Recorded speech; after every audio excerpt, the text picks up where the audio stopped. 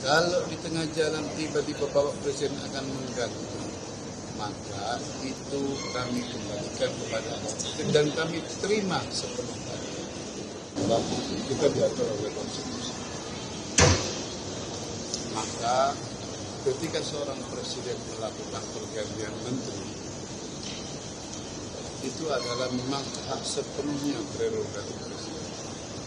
Baik subjektif presiden maupun kondisi objektif yang dinilai oleh presiden. Itu sepenuhnya.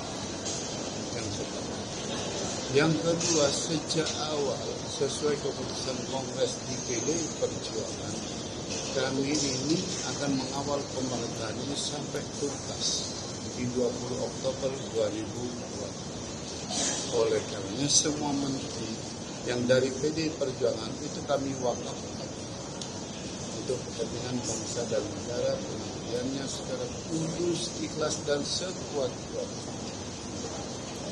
Kalau di tengah jalan tiba-tiba Bapak Presiden akan mengganggu, maka itu kami kembalikan kepada dan kami terima sepenuhnya pergantian itu.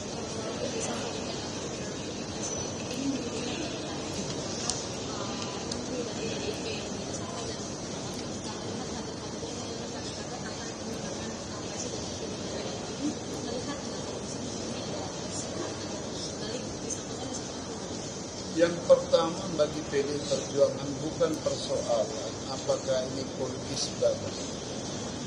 Kalau melihat jabatan menteri memang jabatan politik, tapi kami juga mengajak kepada diri kami bahwa Kongres kami mengamanatkan untuk mengawal pemerintahan ini sampai 2020. Atas ketaatan kamilah terhadap konstitusi untuk menjaga konstitusi kami, maka kami menerima pergantian Pak Yasona dan atau Bapak Alvin Castro. Kalau diberikan, kalau disebutkan sempat bingung kalau soal ini. Kami tidak dalam posisi untuk menduga-duga karena faktanya Md3 sebagaimana ditanyakan tadi di DPR adem ayem itu tidak ada apa-apa karena sampai saat ini kami berkomunikasi dengan berbagai pihak. Insya Allah muaranya akan alhamdulillah lah. Karena apa? Ayolah letakkan semuanya pada ruang-ruang konstitusi dalam kehidupan kenegaraan kita. Tidak perlu lagi di antara kita ada praduga yang tidak pada tempatnya. Karena ini masa transisi tinggal 2 bulan lagi.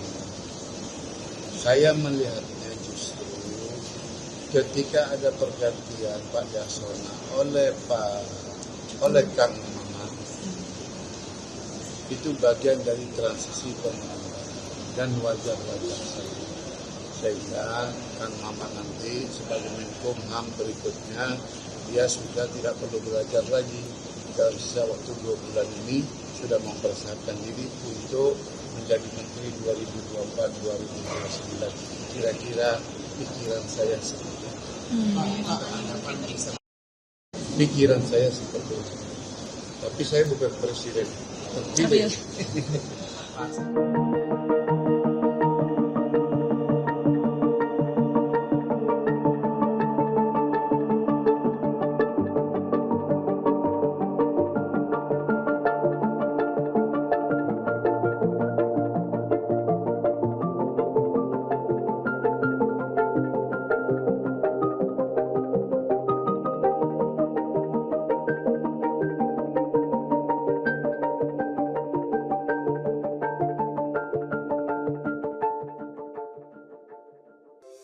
Di antara banyak sumber informasi, kami layak dipercaya.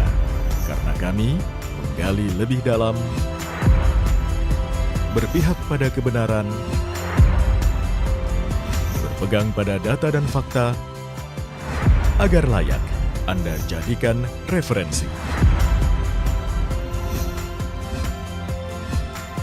Kompas TV, independen, terpercaya.